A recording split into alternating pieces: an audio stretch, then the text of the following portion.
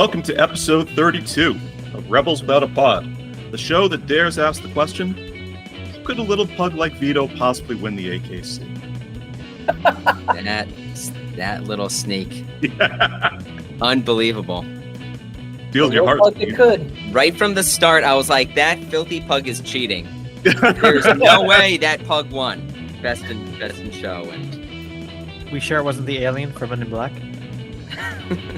that's a good point. Yeah, could have been. I don't know. I forget most of what happened. So One of like the great advantages of kind of like this pod is all this new kind of culture they discovered, and it's so funny to me that Eric has now discovered Bollywood and like dog competition shows because of this.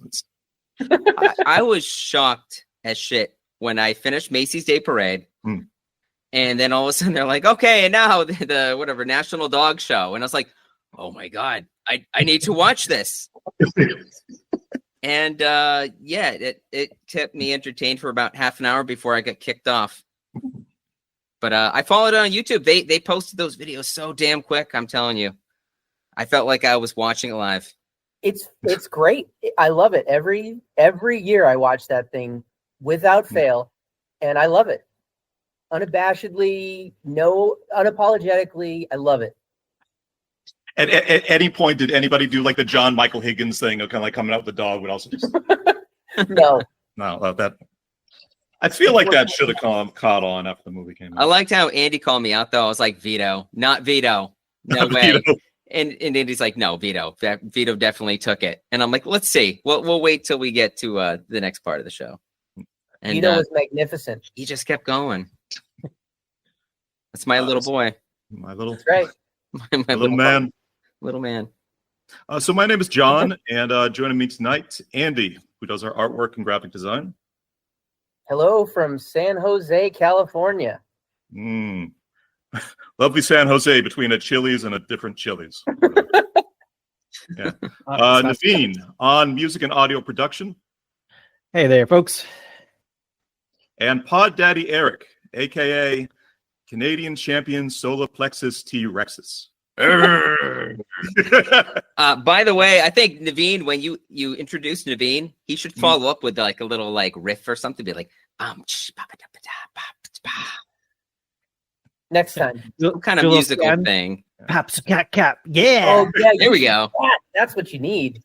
Yes. Get him a rinking, dink, dink, dink, dink. No, it's getting a rinky do. Oh. How's it going, gentlemen? Denied. Been a couple weeks kind of talked and recorded. How was everybody's Thanksgiving? It was good. Good. The best holiday in the world. It is a good holiday, man. I love Thanksgiving. It's my favorite. Yeah. Halloween's good. Christmas is fine. Thanksgiving is for us. It's People for the lovers of the world. The lovers. So let me ask this question. How do all your families feel about turkey? Are they turkey people? No, not. I mean, look, you said don't bring politics to the podcast, so I just thought turkey might be, That's a loaded question. Step up. Yeah. No. Turkey mid. I mean, turkeys are fine, except when like they see the reflection in my car and start like pecking at it. That's when I hate them. Yeah. But at the same time, I hate them so much, I kind of want to eat them more. So it just kind of builds up to Thanksgiving, and that's just kind of like, Eric's revenge. But I enjoy turkey. Yeah. Growing up, I used to have one side of my family would have turkey, and they have like the traditional Thanksgiving meal. And then we go to like my dad's side, and none of them like turkey. So they would always have like, honey baked ham. And that was the big thing, was like, oh, let's go get the ham. And they do ham and like meat pie and stuff like that. So it was like 2 meals in the day. Yeah, Can I come over? That sounds great. We just went back to turkey now, but you I come will over never, if you're kind of lonely. I will never forget going to the Big E with Naveen several years ago now. And I ordered, it's the one and only time I've ever been to the Big E, and I had to have one of their big turkey legs. Nice. And so I got one, and it's delicious. It's also maybe the saltiest thing on the planet. Mhm. And so I got, I don't know, 10 or 15 bites into it, and I was like, I couldn't feel my tongue anymore. Right. And I was done with it. I was like, this is great. I don't want any more. Naveen, do you want some? Mhm. He said, yeah, sure. Yeah, I'll have some. And I turned around to talk to, I don't know if it was Nippon or if it was my wife or if it was I'm sorry, who? my wife. Thank Sorry, you. my bad. And wait. And, If you're having a poor connection, like internet connection, what do you say? My Wi-Fi.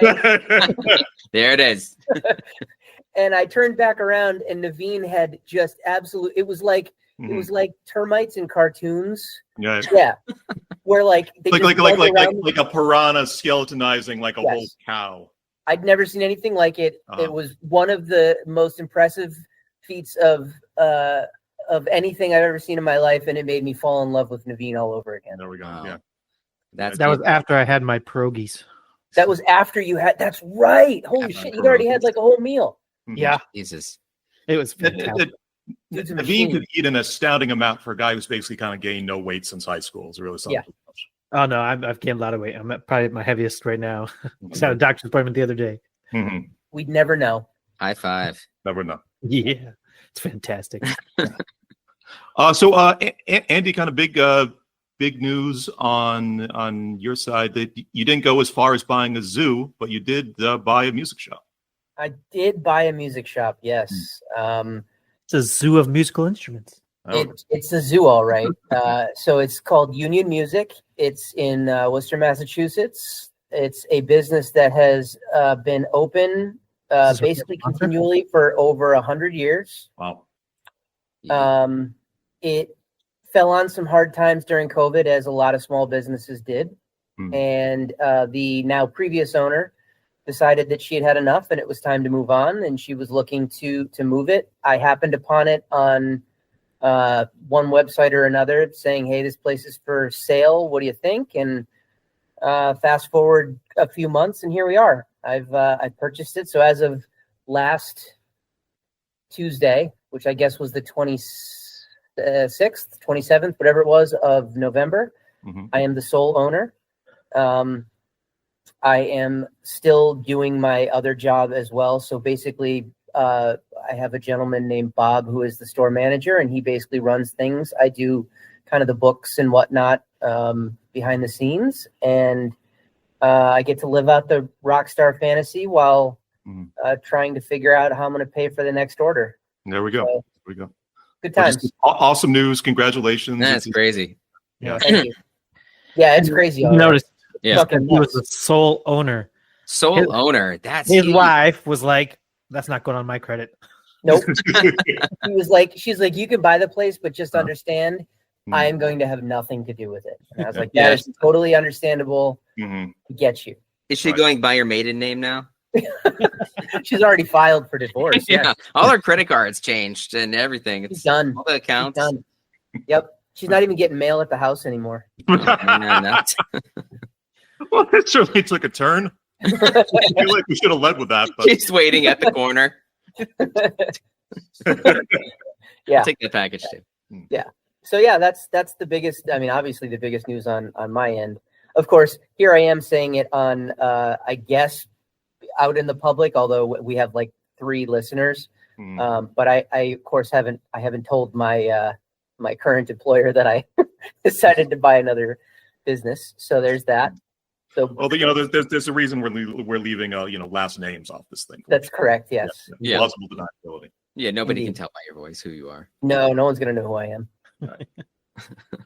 Well, why don't we get to kind of like the feature of the evening? This is going to be a little bit different from the way we usually do our episodes. We're going to do something similar to the Creep Show screening that we did for our holiday special. Tonight, we're going to sort of be pausing our mockumentary cycle to watch a interesting Christmas film. This is R. Weiner's 1972 B-movie cult film, Santa and the Ice Cream Bunny. We're going to be watching this just accompanied with a comedy track from the guys at Riff Tracks. This this is going to be an interesting one, fellas. We've had a little bit of conversation in the past how it might be kind of fun to do at some point a B movie cycle, like on the podcast, where we kind of just rather than try to discover sort of new or interesting films or things that we're kind of just very fond of from like our past. We've been talking like a bit about how maybe be entertaining to watch just some like the shittiest movies ever made and see what kind of conversation.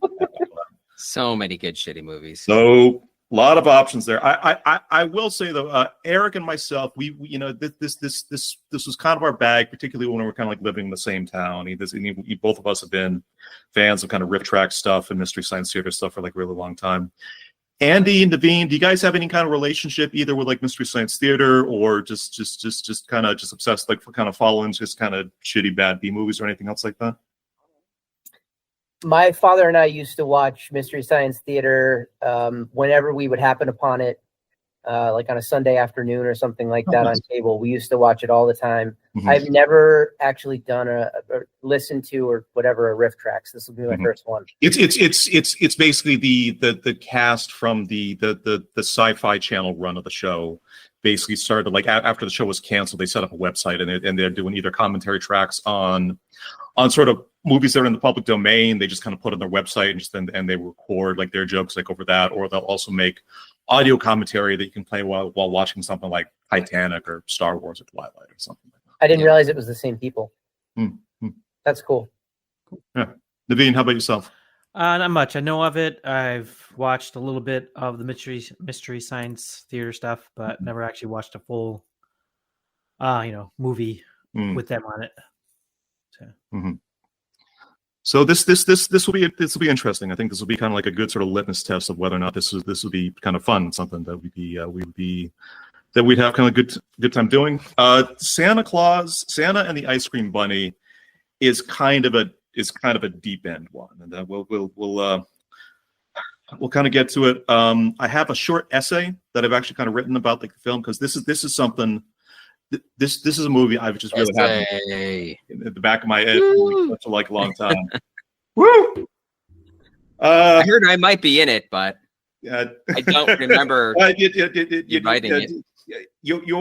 Eric, your role in this is kind of the inciting incident, shall we say? Okay. This is a bit your fault. Like this happened like that. But okay, so first positive. Well. We'll see how it plays out. Let's get into it. The title of this essay is How the Ice Cream Bunny Scared Me Off Edibles. Oh, no. What's a sugar cookie is a modest thing. Flour and baking powder, sugar and egg, salt, butter, a little splash of vanilla. Bake 10 to 12 minutes at 350 degrees. But if you're the impatient type, a scrap of the raw dough will basically yield the same taste. More intended for children's birthdays and church bake sales, the sugar cookie is rarely the target of adult craving. They lack the warmth and heft of a peanut butter cookie, the smoke and spice of a ginger snap, the chewy nostalgia of a really good chocolate chip. A sugar cookie laced with tetrahydrocannabinol, usually by the low heat infusion of marijuana leaves into a neutral tasting fat, tricks you into assuming the same modesty. The presence of psychoactives in the pastry is betrayed only by a slight greenish hue, a medicinal color, not quite artificial nor natural, easy to dismiss as an effect of the cellophane wrapper or other subtle trick of the light. But don't be fooled. What lies beneath can be insidious. It was a dark winter evening in Boston years ago, with Christmas approaching and a chill New England wind howling outside. My friend had acquired 2 such THC-enhanced cookies from a coworker. We were young, or at least younger then, and it seemed like a way to spend a Friday night. We ordered a pizza, put on the unusual movie we picked out, and then I barely thought twice before eating the bigger cookie. Don't worry, my friend promised. These are some pretty good shit. Hours, maybe days later, Leslie Nielsen-like, my soul and spirit were buried neck deep in the sands of a filthy, sun-pummeled Florida beach. A rabbit-shaped demon was piloting an antique fire truck filled with children singing off-key. A pit bull barked warnings of great evil. Santa Claus had pooped his pants. Tom Sawyer and Huckleberry Finn were staring at said pants, and I was struggling in real time to breathe. Small digression here. Pirates World was a 100-acre theme park in Dania, Florida that operated from 1967 to 1973. Rides and attractions included a life-size pirate ship, log flume, mechanical steeplechase, wild mouse-style roller coaster, petting zoo, and shooting gallery. There was a park observation tower purchased from the Belgian pavilion at the '64 New York World's Fair, and a pond where you could feed dried herring to seals. It had a popular concert arena. Led Zeppelin played Pirates World in '69 while touring their second album. Riots and arrests followed a headline performance by Grand Funk Railroad in '71. Pirates World, though initially successful, was shuttered in 1973 after being unable to compete with Disney World, which had opened up the road in Buena Vista, Florida, a couple years prior. During its run, the owners of Pirates World also had the modest ambition to make movies, breaking ground in 1968 on a $1 million adjoining studio called Film World. The facility was intended to produce all-age features and could be visited by curious parkgoers. A July 1969 profile in the Fort Lauderdale News titled "Firm Films Family Fare" oddly praised studio leadership for, quote, ignoring any efforts or suggestions aimed at inserting sex or drugs into their content. In a Disney-style cross-promotional effort, 4 Film World productions were featured footage of the amusement park proper: Jack and the Beanstalk, Thumbelina, Musical Mutiny, and tonight's film, Santa and the Ice Cream Bunny. Now, here's where things get a bit complicated. Contrary to what one might expect, those 4 Film World titles do not imply 4 completely distinct movies. Thumbelina and Jack and the Beanstalk were both directed by Barry Mahone in 1970. Of interest, Mahone primarily worked as a softcore pornography producer prior to Film World, and was also one of the World War II POWs on which The Great Escape is actually based. Whatever you want to do with that. These movies are, on paper at least, relatively faithful interpretations of the works by Hans Christian Andersen and Joseph Jacobs. They're done in a 70s Sid and Marty Krofft TV style using cheap sets, oversized puppets, psychedelic lighting, and campy effects. No famous people star in these films, although Thumbelina actress Shay Garner would later appear as a character named Dr. Fall on the 1980s Twilight Zone reboot and on a single episode of Star Trek The Next Generation. Santa and the Ice Cream Bunny was directed in 1972 by a man credited only as R. Weiner, with no editors, cinematographers, or other credited crew beside. It is ostensibly a story about Santa's sleigh getting stuck on the beach outside Pirates World after being abandoned by his reindeer. At the onset of the film, Santa sings a lamentation about his predicament called "Oh, Woe Is Me," falls asleep, subconsciously stops the flow of space and time, and summons via telepathy a dozen community theater children and a pit bull to help. It is also strongly employed at this point that he soils his pants. After multiple failed attempts to dislodge the sleigh from the sand, Santa encourages the children to never give up hope and begins to tell them a story. Now, what happens next depends on the specific print of Santa and the Ice Cream Bunny you're watching. In an effort to reach feature-length runtime, either Jack and the Beanstalk or Thumbelina will then play in its entirety, including title cards and end credits, before returning to the beach with Santa and the children. Both internal films are at least double the length of the framing story. Weiner pads it further using footage from a Film World production of Tom Sawyer that was reportedly abandoned after one day of shooting.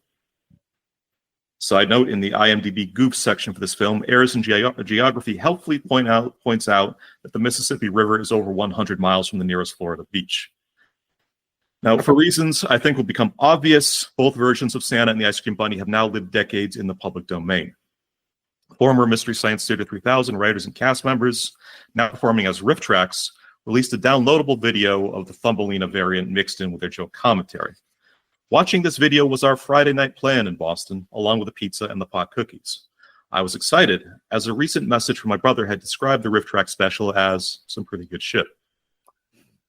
Santa and the Ice Cream Bunny might have made an iota of sense in 1972. There's nothing immediately unusual about the poster, outside an obvious cheapness. Film World advertised it under the tagline, "What a story, a daring rescue." Fairness, this is not a misrepresentation. The single poster of Thumbelina I could find describes it as, quote, a child's vision of happiness, of which I would take greater issue. Ice Cream Bunny was a discount programmer, intended for mall matinees where 70s moms could dump their kids before getting day drunk on wine spritzer and Aperol. Like the Sugar Cookie, a dull, sweet rush meant to be consumed and then immediately forgotten. But again, my friends, don't be fooled. The lies beneath can be insidious. To 21st century eyes and ears, calling Santa and the Ice Cream Bunny a nightmare does a disservice to nightmares. I have not seen a movie like this before or since then, and I'm grateful as such. It would not surprise me to learn anyone who saw an original VHS copy of this film was 1 week later eaten by a giant frog. On that snowy evening in Boston, the THC cookie hit and hit hard right as my friend and I pushed play. I was drastically underprepared for the journey ahead.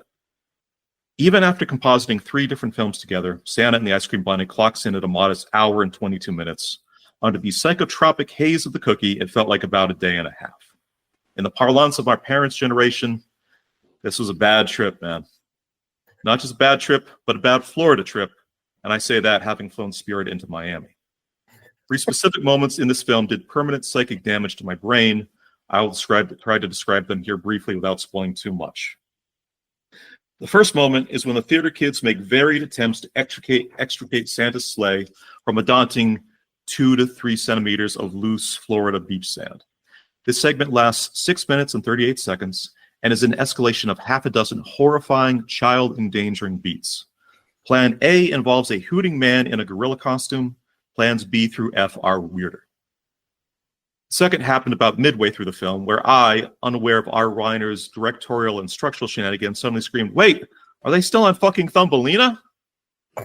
The third is in the final minutes with the long-awaited arrival of the eponymous Ice Cream Bunny.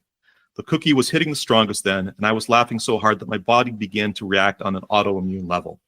When an overjoyed Santa rises from his sleigh to reveal his pants covered in wet excrement, the film cuts to the stunned faces of Tom Sawyer and Huckleberry Finn. My throat closed up, and for a real, serious moment, I could not breathe. This movie scared me straight. I decided reality itself is far too twisted and have not touched a THC edible since. So we're gathered tonight so I can share Santa and Ice Cream Bunny, hopefully under less taxing circumstances. Yes, it's still a nightmare. And admittedly, I have not described 98% of the nonsense that is about to happen. Wait until you see how many giant animals try to marry Thumbelina. However, my friends, let me start off with a modest promise. You might find this to be some pretty good shit. So, wow. By the way, Andy has an announcement to make. He actually just purchased Pirates World. I did. Yep. Aye, matey. It was a crazy idea, but I went for it. Bravo. Why not Wally's World? You should see if you can get Led Zeppelin to play like the opener. I heard Santa's the manager, by the way. I don't know what you're gonna do about those shitty pants. He shit his pants, though, is the problem. I gotta get and now Santa is Donald ducking it. He's like, dude, I'm Santa. I have one pair. Late nights. This sounds like it's gonna be. I had no idea that there were other movies spliced into this movie. This is there's more. When Eric and I watched this film originally, we went in completely blind, completely dry, and it was just funny thing about kind of writing the essay is like that was going to be like a lot shorter, but every thread I feel like I kind of pulled on that thing. Something weirder and weirder about like this movie, the people involved with it, like the theme park, everything else, just different crazy shit just kind of kept coming up. I was waiting for you to finish this up, by the way, and take like a big bite out of a sugar cookie. You fucking lost me there. So just saying, let's see if you can redeem me with this movie. Drop the ball. Yeah. Well, the evening is young, gentlemen. He's like, I'm still not wearing pants. Let's kind of jump in the movie, and then we will be back afterwards with our final thoughts. Oh, whoa, it's me. Oh, whoa, it's me. 84 minutes later. All right, folks, and we're back, having just finished watching Santa and the Ice Cream Bunny. Synopsis in brief: a story about God's chosen people, the mole. There we are. Gentlemen, what'd you think? Can I say it? You could say it. You could say it. Oh, woe is me! Oh, woe is me! I just watched this awful movie. How's everybody doing? Oof. Oh, man. I'm not really sure what to say after that. I mean, I'll say this. It gives me hope that anybody is capable of making a movie. Mm. So there's that. But at the same time, I don't know if it would be worse watching it without the riff tracks. Mm.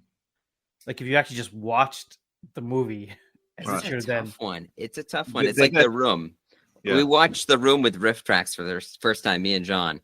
And that's the only version I knew until I actually went to a theater with people and saw it without the riff tracks. And I'm like, I don't know if this is funny or not. It's such a jarring experience.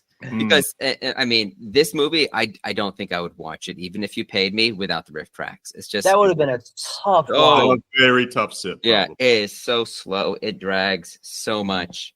Nothing happens throughout the entire no. movie. Yeah. It's just the Thumbelina movie. It's not competently made, but at the start there's different scenes, and it has like a little bit of pace to it. But when she kind of gets to the situation where she's living with the mole people, it feels like it just goes on for just hours and hours, just nothing happening. But it's still the better of the two films. Yeah, that's Sure. Yeah. I mean, Weren't there 3? There was like 5 minutes of Tom Sawyer and Huck Finn. Tom Sawyer. I feel like they were just supporting characters. right. I mean, you could look at this another way, though, right? I was thinking as I'm watching this, it's just kind of like Inception, or this is like the seeds to plant to come up with the idea for Inception, because it's like a movie within a movie within a movie. I just couldn't figure out. I was like, was Santa inside Tom Sawyer and Huck Finn's story, or was it the reverse? The fact that there is absolutely no explanation whatsoever about why Tom Sawyer and Huck Finn are in that story. Like, I was really expecting there to be not a good payoff, but at least some payoff. It's wild how they're there. It's kind of set up in the beginning, and like the last scene with them is just them wordless, looking at each other, disgusted. Yeah. I like how you phrase that. Disgusted. Yeah. Ugh. I was just like, "Where's Jim? Bring me ice cream." Where's Jim? Where's Jim? He's minding the raft. Don't worry. He's taking care of the raccoon. Yeah. Yeah, who clearly wants to marry Thumbelina. The I actually went and kind of took a look at how the movie compared to the original Hans Christian Andersen story, and it's weirdly and almost beat for beat. Just it's a very literal interpretation of the story. The only thing that they left out of the movie that is in the original Thumbelina story is the bird also tries to marry Thumbelina at one point. I thought you were going to say that. Yeah. Of course. Yeah. Standout moments going for you guys. But for me, like I'll just like the near constant insanity and nonsense, and just it's the whole thing is kind of nuts, like front to back. But on this rewatch, still the thing for me is just all the child endangerment stuff. The animals and trying to and just like an 8-year-old trying to push a fully grown horse into the front of the play. Is there any chance at all that any of those animals were treated appropriately on that set? Is there any chance at all that any of those children were treated appropriately? Well, that too. I don't care about the children. Yeah. I mean, I heard they tricked all the animals with marshmallows. It was on the Wikipedia. I don't know. It's possible. Sure. Right. Was that your Only trivia? 2 things on the Wikipedia are that. And like Okay, the fact they were my that the marshmallows. river is 100 miles from Florida Beach. So I'm still curious if I would have noticed if Santa had shit his pants or not, if they hadn't have called it out.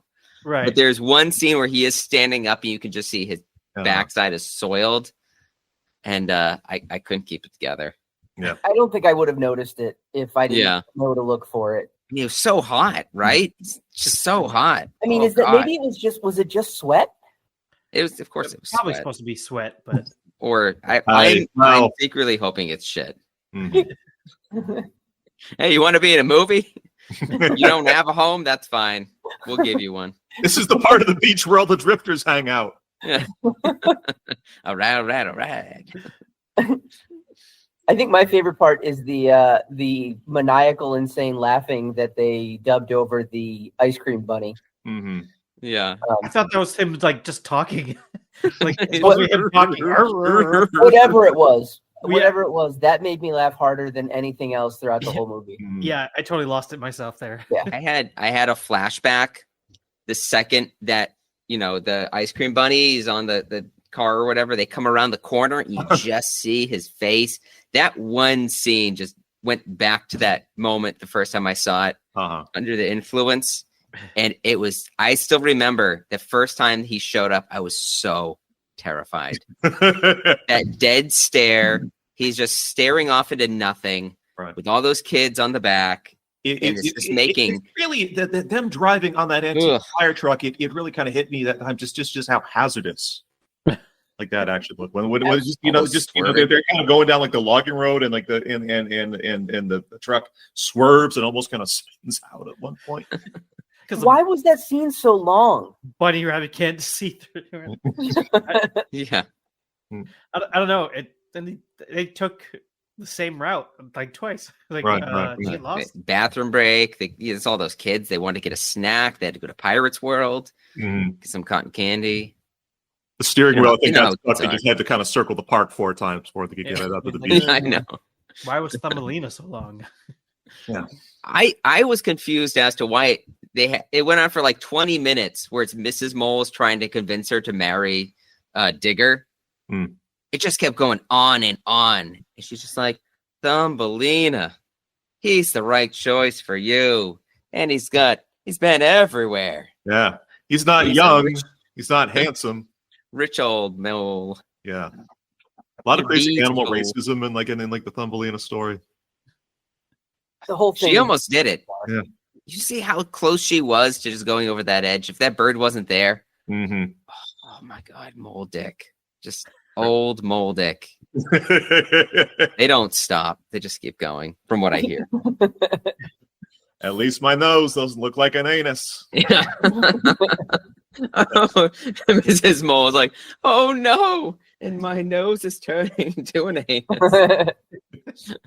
It's an interesting thing. Like that did it for me. Kind of what I personally find is that the experience can be like a little bit of an acquired taste, and there's definitely an element to it of like it's so much more fun to kind of watch these things in a group than to what sort of I think kind of differentiates itself from like a lot of other films where you can kind of say like, oh yeah, I could enjoy just kind of watching this by myself versus just having kind of my friends hanging around. Watching these movies just kind of by yourself, even with like Mystery Science Theater kind of, or riff track style kind of just kind of the jokes and the comedy happen in the background, is not really as kind of fun, as engaging as it just is like a solo exercise. These things are always kind of better done in a group, and if you ever get the chance to either see kind of one of these things either kind of done live, or they'll still kind of do like sort of theater broadcasts of live shows from time to time. It's a much more fun, much more just kind of interesting experience that way. I've done it a couple times. I went and saw, I forget which movies, at AMC Theater. Yeah. And it was like, I forget what theater they were recording it live, but you could be there with them and you could see the event live. It was like they do the shows in Nashville usually. Or like something. And it's crazy because both times I went, it was sold out. Yeah. So the whole audience, and it's great because I remember way back when me and Johnny discovered riff tracks, and we're like, this is so fantastic. Like they have them for like so many, current movies. And there was a lot of good ones that we found, and we're trying to show them to people, and they're like, it's not really funny or for me. Right. But to see like a whole audience full of people that are all on the same level. And to have the experience sort of elevated. So awesome. Yeah. Eric and I remember once this is when I was living in New York. Eric came down for like a weekend, and they were doing a live Mystery Science Theater show with the older and like newer cast at Yale University. Mhm. And we actually had kind of like a semi ice cream bunny sort of experience, because we remember this. We took the train up. The train was supposed to stop at College Park in New Haven to let people off. We were like going to the show, and the conductor of the train kind of came out and was like, "Well, so we overshot College Park, and we can't stop the train 100%. So did anybody need to get off of College Park?" Eric and I kind of put our hands up and like, Yeah. And like, okay, we're going to slow the train down to 5 miles an hour, and we just need you to jump off the back end of the caboose. What? Yeah, it's true. It's true. They couldn't stop it, so we had to jump off the back of the train. Hmm. They're like, "All right, here you go. Hold my hand. All right, now jump." They didn't even tell you Holy to second shit. roll. Yeah. Yeah. And then the ice cream bunny showed done up that like in an before. antique fire truck. Yeah, he was behind us. Do you have blue bunny ice cream? Yeah. I'm just thinking about like the liability Scenario. of that. If you guys had like, I don't know, ate shit and fell getting off the back It, of that, it was like, completely bananas. It was like we were in They just- 1971 Florida rather than. Yeah, that's That when doesn't they make gun any it. They're sense. like, "Go." that's crazy. So, a question then to Andy and Naveen: Does this make you more or less interested in the possibility, kind of like watching sort of more B movies, either just kind of straight or with like the comedy tracks like we just did? Yeah, I mean, I'd be down for that. It'd be kind of neat to watch and go through. Yeah, I mean, it depends on the movies. Obviously, we'd have to pick. I don't know that I could do that movie again.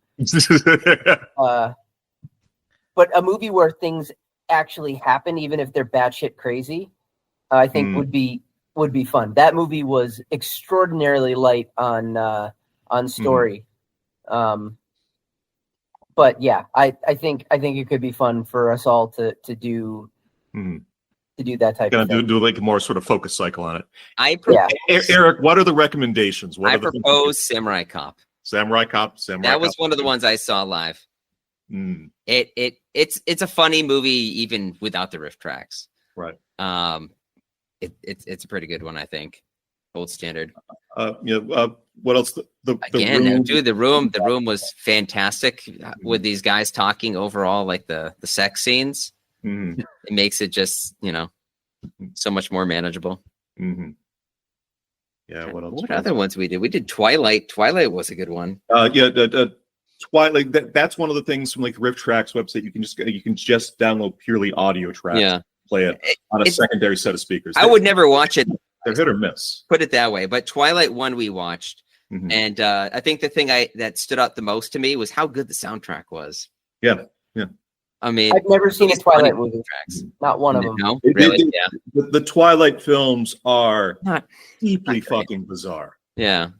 So I've heard. I It's, would definitely be down for that one. Yeah, it was good. Let's see what else. Yeah, I think it's there's some real possibilities there once we kind of got to start talking like a little bit about kind of what the what our plans are in the New Year's for kind of like for like the cycles we got coming up. I think that's one we should seriously consider having on the list. We should do some of the shorts too. Oh, absolutely. They have, I don't know, a couple hundred shorts or something like that. Mhm. So many classic good ones. Like there's PSAs, there's all kinds of different stuff. So these shorts are basically kind of 10-minute sort of pre-reel things that were kind of popular in like the 40s and 50s and 60s, and they're all in kind of public domain now. They can be they can be educational ones or stuff about or just kind of newsreels or just kind of vocational sort of advertisements for things. And it's they'll only sort of go like kind of 5-10 minutes like whatever else, but they can be so funny and so just completely bizarre. I think we talked about before. They had the one where it's like the 10 Little Monkeys, and it's all about like bike safety. Mhm. And it's just all these kids ride. It's like 10 kids riding on a bike or like 3 bikes, but all piled on. And they have like paper mache monkey masks. Completely horrifying. Yeah. Kind of They all look the same. They all look angry. They all want to murder. Right. And they all get killed off one by one. By It's like it tells their different- fateful tale for each one because they weren't following like proper bike safety. Yeah. They actually run footage of that short in the background of like Primus concerts sometimes when they play Here Comes the Bastards. They'll show kind of clips for that, kind of like running in the back. I don't blame them. Mm. That shit's insane. Anyway, why don't we? It's getting a little bit late. Why don't we kind of wind it down there? Coming attractions. We're getting back to our mockumentary cycle next week with I believe it was Andy's pick, Strange Brew. That's correct. Mm-hmm. Do you want to say just a couple words about this one real quick? Take off, you hoser. Love it. The Bears? No, Not theirs. No, that's a different part of movie. Okay. It's a different part of the North. We also have to announce that an interesting kind of little wrinkle in the mockumentary cycle, as Andy was kind of revisiting the movie like a few days ago. He sent a text message to us, and he had said, "Guys, watching Strange Brew, loving it, really having a good time. I realized about 10 minutes in, this isn't actually a mockumentary at all." Nope. So what we decided to do instead, and this is the first for the show, we are going to tag a fifth film onto the end of our cycle. I think that's a definite mockumentary. And there a couple different ideas we're kind of bandied about, but this is Spinal Tap. Seemed just such an obvious choice to kind of really kind of round it out and sort of kind of do justice to these to this theme that we sort of had mixed kind of maybe kind of mixed luck actually kind of representing like on the show. I definitely feel like I owe the podcast a mockumentary at some point in the future because I totally shit the bed on this one. I've seen this movie. I've seen Strange Brew probably, 10 times, 15 times. It had been a while since I'd watched it, but I remembered there being a lot more fourth wall breaking and talking to the camera. Absolutely not. None of it whatsoever. None at all, really? Not, I wouldn't say none, but I would say not even anywhere near enough to make any kind of claim that it is a mockumentary in any even by the loose definitions that we've been kind of going with. Nope. I've never seen it, so I can't speak to it at all, but that's pretty wild. It was a total treat. Yeah, it's a great. I'll watch it. Yeah, I love it. It's so funny, but no, not a mockumentary. So I blew that one. I think my comment when Andy texted us was they at some point need to make a mockumentary about us trying to do like a series of mockumentaries. That's what like it's just like the show was like devolving into like this meta level. Yeah, us failing at doing mockumentaries. Discovering Strange Brew's not a mockumentary. I mean, really, I had no idea. I was busy not reviewing the texts. We've only got 2 of the 4 that are technically mockumentaries. Or that are actually mockumentaries. It's very obvious for a profession show, and there's an extremely good argument to kind of be made for Deadstream. I mean, Grizzly Man for me was just like, you guys just need to see Grizzly Man.